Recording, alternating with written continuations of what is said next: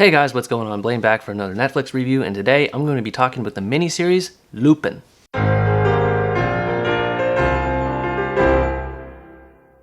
So I just realized that I mispronounced the show wrong right away. That's not a very good sign for this review. I'm used to pronouncing it as Lupin, which is a flower that we have here in my home province of Prince Edward Island, whereas in France it's actually pronounced Lupin. So apologies if that offends anyone who's of French origin for me mispronouncing it. I mispronounce words all the time. Anyway, the plot of Lupin is centered around a character named Hassan Diop, who's played by Omar Sy, and he works as a janitor at Le Louvre, which is a big famous museum located in Paris. He uses his position as a janitor at Le Louvre in order to plot thefts of various kinds of valuable artifacts and paintings, just really any kind of priceless work of art he wants his hands on. However, over the years he gradually loses interest in stealing all of these priceless works of art and other valuable artifacts, and he shifts gears and focus towards stealing a valuable necklace that actually used to be worn by Marie Antoinette. The necklace is planned to be sold at an auction that is hosted at Le Louvre, and it's owned by the Pellegrini family, which is featured in every episode throughout the show. Hassan has a personal connection to the Pellegrini family in that they accuse his father, who worked as a manservant for the family, of stealing the artifact, in this case the necklace, and selling it for his own financial gain. Hassan's father pleads innocence, but he goes to jail for the act anyway,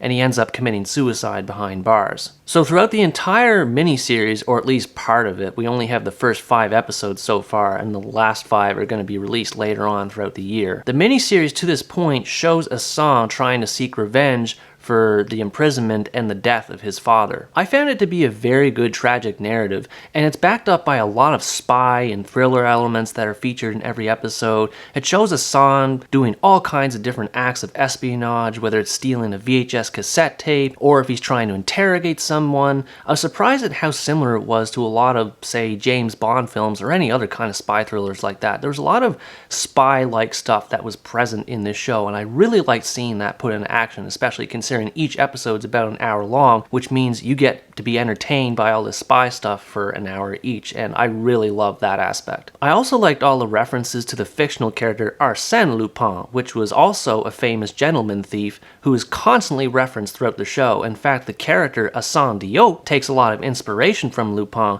and was actually introduced to that character, the fictional character in the books, by his father way back when he was a child, and it shows in great detail how he comes to be inspired by that thief's acts over the course of his life through a bunch of different flashbacks. There's about 1 or maybe 2, possibly more flashbacks in each episode, and each one goes into great detail showing Hassan Diop's life as a teenager, going into early adulthood, and then even like days and weeks leading up to the big act in the first episode when he's actually stealing the necklace. Which, by the way, is an extremely entertaining sequence. If you watch nothing else in the show, at least watch that whole sequence in the first episode from beginning to end, and I promise you, you will more than likely be hooked. There are quite a few characters in the show itself, but it's pretty obvious from the get-go that Omar Sy's portrayal of Hassan Diop is clearly the central focus of the show. It does go into detail into his family life quite a bit, as it shows that he has a pretty good relationship with his ex-wife, or ex-partner, however you want to label her. He also has a son with her, his name is Raoul, and the dialogue in the series shows what kind of relationship that he has with his family, and that it's quite a bit strained because he's always committing his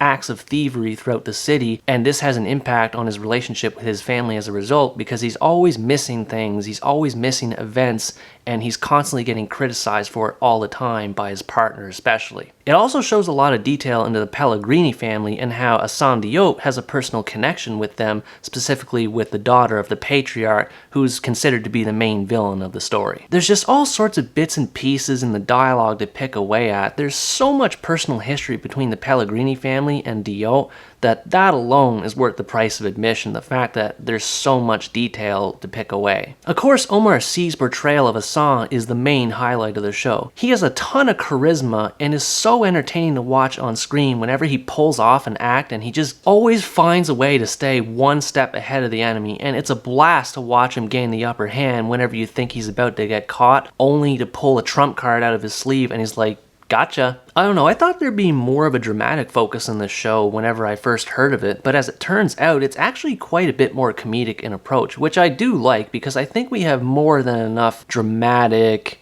dark and broody spy flicks to go for ages into the future. Again, Omar Sy is extremely likable, he's funny, he's believable in the role, and you really come to understand how hurt his character is from his tragic past and how driven he is to try and find justice for his father, even winning some other people over during the course of the story to try and join his cause, people who have no business trying to ally themselves with him. I think if you're kind of looking for like an espionage spy type show, but you want a more light-hearted approach to things, then Lupin is definitely the series for you. It's only a miniseries as far as I know, so it's going to be released in 10 episodes, the first half of which has already been released, and the other half will probably be released sometime in the middle of this year, or at least by the end of the year. It's actually better for me in this regard because it gives me more time to watch more movies and shows without having to be constantly binge watching one episode after the other. And as I said earlier, I only plan to be reviewing miniseries or any other series that I feel is easy to catch up on. I can't really get myself dedicated into a season 1 of a show at this point because if it's successful, which it usually is on Netflix, then it'll always be followed up by season 2 and 3 and so on and so forth, and that just gives me more work than necessary. But yeah, Lupin is a very entertaining show. There's a lot of spy stuff that happens in it, there's a lot of comedy that happens in it, but there's also its fair share of dramatic moments, and those moments that it does so in a tasteful manner, which I really like. It manages to blend the best parts of all the genres that it touches upon while trying to minimize any of its flaws that are there, which at this time I can't really think of any. It's just a really fun show to watch and I really recommend that you check it out. So anyway, that's part 1 of my Lupin review. I think in the next part I'm going to get a bit more into spoiler territory, so I'll make sure to preface that in my next video whenever part 2 does come out. Anyway, yeah, that's my review of Lupin, part 1. Thanks for watching this video, I hope you enjoyed it, and as always, stay tuned for the next part, where next time I review the animated musical, Charming. Bye-bye!